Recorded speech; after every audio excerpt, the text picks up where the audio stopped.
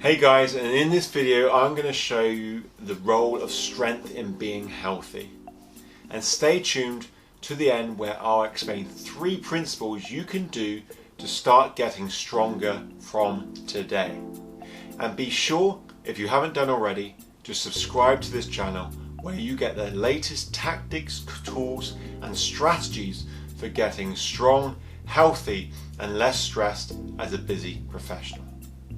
Now, when I worked in a gym, it would be customary to show around people who were looking to sign up to the gym. If it is an older gentleman I'm showing around, without fail, they would say something along the lines of, 20 years ago I was able to do 50 press-ups non-stop. Inherent within their statement was the message, I'm not as strong as I used to be. Now, strength is hugely important. Luckily, a surge of interest has arisen with females getting involved in strength training and getting stronger. But still, many instinctively choose cardio exercise like running when they want to exercise more. Now, there are a number of reasons for this, like A, the idea that you need equipment to get stronger, which is technically true to a certain extent, but not in the beginning stages, and B, not being clear about what to do and the fear of embarrassment of being found out in the gym. In this video, I invite you to be open to the idea that getting stronger could be one of the best investments you ever make in relation to your health. Now, if I asked you and 100 people what your idea of strength is, I wouldn't be surprised if the image you come up with is with a muscle-bound Adonis who is doing bicep curls while admiring their physique in the mirror. Whilst there is no denying that these types exist, strength is not exclusive to this demographic. I would argue that we all need strength. The reason being is exercise is merely an extension of the movements we do in everyday life. When you have strength, you become more confident in your body's ability to carry out what you want it to do on a daily basis. So what is strength? In the classic training book, Super Training, Mel Siff defines strength as the ability of a given muscle or group of muscles to generate a muscular force under specific conditions. In simpler terms, it is the ability to exert a force over a physical object, whether that be a 50-kilogram barbell or a heavy shopping bag after a day at the sales. It is answering the primal question, can I lift, push or pull this object in front of me? Strength can come via many avenues. You can have someone who is strong who goes to the gym 5 days a week and lifts heavy. You can also have someone who has never gone to the gym before but works on a construction site or on a trawler boat with hands like gorillas and have the ability to crush your hand like a vice. Yet in today's society, many have jobs where you spend long periods of time inactive. If you think about the amount of muscle strength required to sit at your desk or be in a meeting or walk to the kitchen for a coffee, it is very minimal. Add to the fact of poor posture prevalent in most people, you have the ingredients of a nation of low strength. Yet the benefits of being physically strong are off the scale for both males and females. When it comes to physical health, we are looking at it from the perspective of 2 things: injury reduction and effect on chronic common conditions, such as heart disease. In terms of injury prevention, back pain is one of the most common forms of disability around the world. According to global surveys, low back pain affects 7.5% of the global population, or around 557 million people. That's a whole lot of people suffering. And when I see how we position our bodies as we look at our phones and iPads, I can't see that number going down anytime soon. Yet, strength training has shown to be a massive help in reducing pain. In one study, looking at the effect of core-specific strength training on lower back pain, they found that all the studies they looked at found some aspect of an alleviation of pain when including simple strength exercises that can be done at home. In a sport of football, hamstring injuries are as widespread as back pain. is to office workers. Yet, strength training has shown to reduce the occurrence of strains. In one study, the use of a hamstring-specific training called the Nordic hamstring exercise reduced hamstring injuries by 65 to 70%.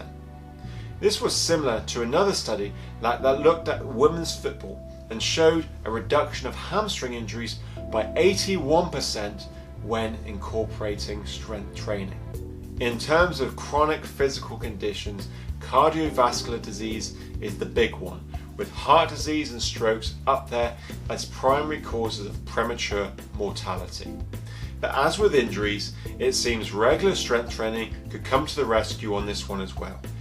In one study, 13,000 adults were analysed under 3 health measures: heart attacks and strokes that didn't result in death, all types of cardiovascular deaths, and all deaths.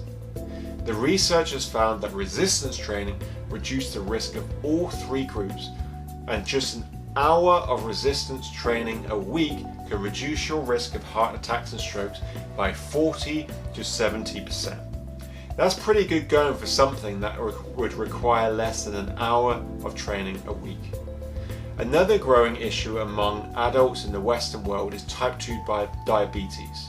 Well, in a study looking at 32,000 men between the ages of 40 and 75, they found that doing more than 90 minutes of resistance training a week produced a 34% lower risk of developing diabetes over an 18-year period. In terms of longevity, most measures connecting strength to living longer come from doing a simple grip strength test. It makes sense. It's very unlikely you would have a hard, crushing handshake whilst at the same time struggling to lift your weekly shop. So in one study published by the British Medical Journal, it looked at grip strength of over 500,000 adults between the ages of 40 and 69, correlated to their rates of healthy outcomes such as heart disease, respiratory disease, and or cancer.